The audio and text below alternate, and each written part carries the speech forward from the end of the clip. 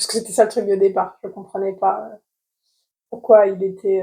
Enfin, je comprends pas sa façon. Enfin, son acceptation de toutes ces choses qui lui conviennent pas.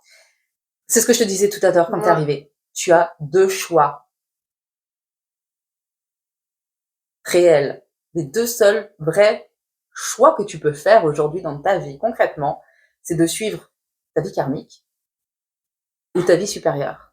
La vie karmique, ça va être lié à tout ce qui est lié à ton corps, les mémoires cellulaires, donc l'histoire familiale, au niveau des ancêtres, des traumas, des schémas répétitifs. Et attention, hein, on peut remonter hyper loin. Donc, tu as le choix d'avoir ta vie, de vivre ta vie,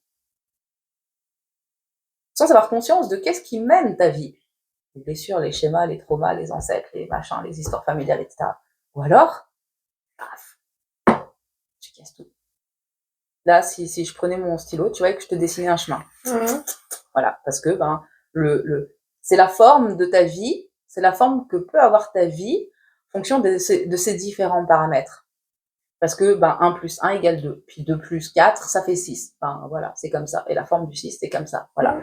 Donc, en fonction des différents paramètres, schéma, trauma, etc., ça va donner une certaine forme à ta vie. D'accord? Sauf que ce qui est erroné, c'est de croire que cette forme ne peut pas bouger. Sauf que pour que cette forme bouge, il faut qu'il y ait un schéma qui disparaisse. Il faut qu'il y ait un trauma qui disparaisse. Il faut qu'il y ait une façon de penser qui bouge. Ouais. À partir de là, mais en fait, ici, c'est pas vraiment une vraie limite, c'est plus une barrière. Tu sais, les barrières blanches et rouges, là, où tu peux passer en dessous. Tu peux la lever, tu peux passer au-dessus, tu peux passer à côté, parce que des fois, il n'y a même pas de barrière à côté, hein, c'est juste truc, tu sais pas trop pourquoi c'est là, parce qu'au pire, tu passes à côté. Ah, j'avais pas vu ça comme ça. Forcément, t'as le nez sur ta barrière, c'est comme ça. Tu vois le rouge ou le rouge et le blanc, mais ouais. Et donc, le deuxième choix, c'est justement de le comprendre pour comprendre qu'une autre vie est possible. Ce qu'on va appeler les objectifs supérieurs. Par rapport à ton âme, par rapport aux déesses, par rapport à, voilà, supérieur, spirituel. Il faut faire la part des choses entre les deux, hein. Tant que t'es dans ton karma ici, tu peux parler spiritualité comme tu veux, t'es en mode bisounours, point barre, tu vois. Non. Pour arriver à ce schéma-là, déjà, faut le savoir. Ensuite, faut faire ton choix. Et ensuite, faut être dans l'action. Mais quand t'as un démon en face de toi, tu vas pas lui dire « Attends, je fais appeler ma licorne. » C'est la mode des licornes, tu sais, avec les paillettes et les baguettes magiques. Et je suis une fée. J'ai appelé ma licorne, elle va venir m'aider. Franchement, sérieux? Ouais. Tu crois que le démon, il réagit comment en face de toi? Il va te regarder comme ça. Écoute, hein. Regarde, là-bas, il y a un arc-en-ciel. Va jouer. Va jouer dans le bac à sable. Si tu vas pas avec ton feu en mode guerrier, et attention, je dis pas que c'est facile, hein, j'ai dû apprendre. Hein. Si tu vas pas en mode guerrier, quel moment tu crois franchement que tu vas pouvoir les dépasser tes putains de limites? C'est un peu le principe. C'est exactement ce qu'on disait avant. Tu viens pas là, tu déposes son fardeau et puis t'attends que ça tombe. La même chose.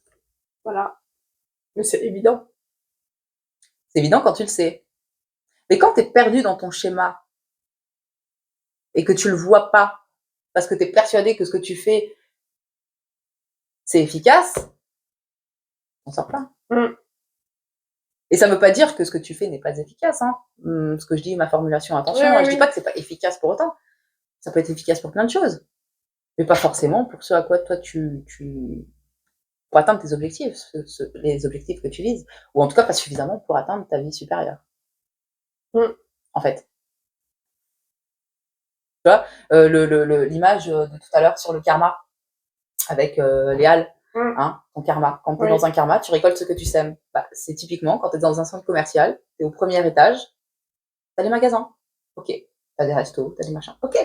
Tu peux accéder à tout ce qui est sur le même palier que toi, sur le même plancher que toi. C'est ok. Paf, paf, paf, paf, tu récoltes ce que tu sèmes.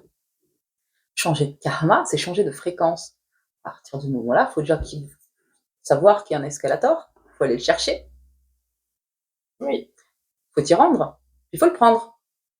Et quand tu montes et que tu arrives au deuxième étage, il y a d'autres choses. d'autres magasins, d'autres restos, d'autres coiffeurs, plus de luxe, moins de je sais pas quoi, on s'en fout, tu vois, mais il y a d'autres choses auxquelles tu as accès que tu n'avais pas accès avant. Et tant que tu es sur ce deuxième palier, tu n'as plus accès non plus à ce qui est en dessous de toi. Oui, tu reviens pas en arrière. Ça ne te touche pas, ça ne te touche plus. Donc tout ce que tu auras semé là en bas, du moment où tu as pris l'escalator, après ici, c'est fini, ça te touche plus. Il n'y a plus rien, il n'y a plus de matière pour, sur lesquelles ça rebondisse, donc ça meurt. Ça meurt automatiquement.